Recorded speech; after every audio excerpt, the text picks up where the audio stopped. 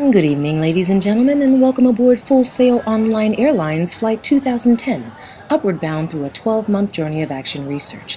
I'm your stewardess, Natalie Howard. Please check to make sure your safety belts are fastened securely as we prepare for takeoff.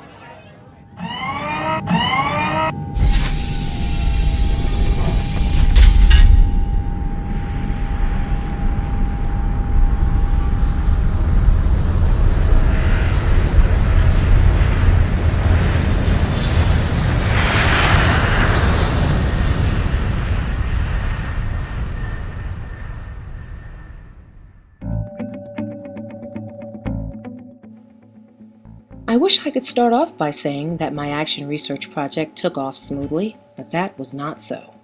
It didn't even get off the ground for quite a while.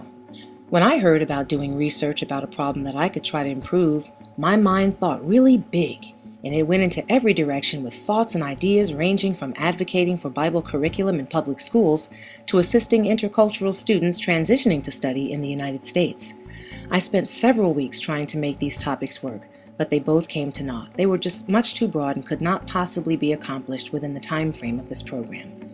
The dormancy thereafter turned into days, days turned into weeks, weeks turned into months, and months turned into misery. My peers were progressing nicely, running cycles, and moving into the final stages of their research, while I was still trying to flap my wings to get off the ground with a topic. I found this stage to be very difficult, being outside of classroom teaching, unacquainted with common day-to-day school or classroom issues that I could have otherwise begun to research more expeditiously. Time was winding down, and I continued to pray to the Lord for direction. And in month 9, my project took off for the best, after accepting a new head basketball coaching position at a local high school. It was there that I was made aware of the ongoing pattern of athletes quitting the team and low participation that resulted from irreconcilable conflicts among the players and the coach. It sounded to me as though the root to all of these problems could possibly be related to poor coaching instruction and social relations. And that is when I began to research this problem. Why do so many young players walk off of sports teams because of disappointments and conflicts, when at this age they should be having fun, educational, and positive learning experiences?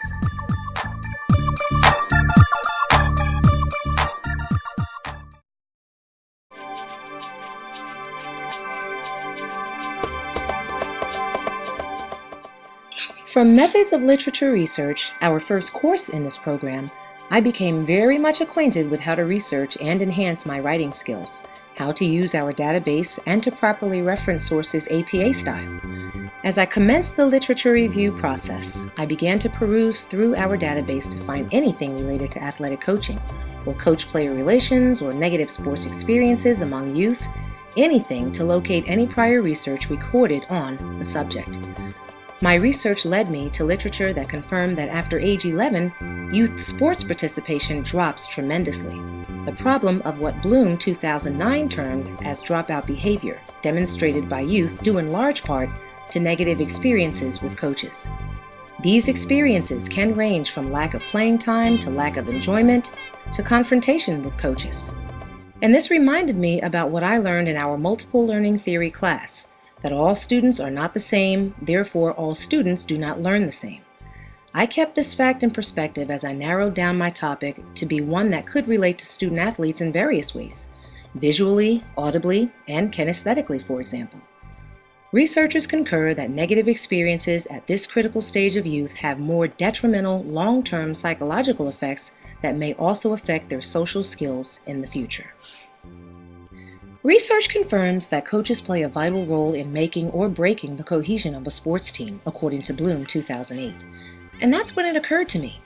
Since the problem issues seem to stem from poor social relations and instructional communication, maybe the incorporation of technology and Web 2.0 tools could assist in improving these weak areas.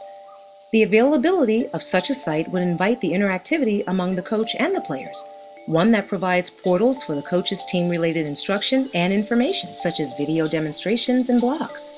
From my Emerging Technologies in a Collaborative Culture and Media Asset Creation classes, I gained lots of blogging experience and a better appreciation for it, how it encourages participation, and the educational benefits it offers to students.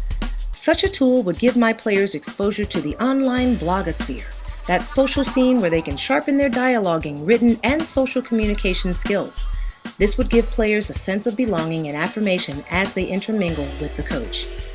Technology researchers such as Davies and Merchant 2007 propose that it is through the use of these collaborative Web 2.0 tools that social participation and social networks are created, and that students can experience enriching and engaging educational practices.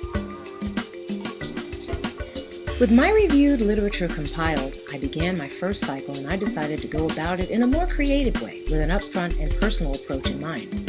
Over the course of that month, I took it upon myself to exercise my immediacy skills as I perused the cafeteria audience to meet and greet potential players. It was there that I set up a kiosk displaying information about who I was and the purpose for my visits.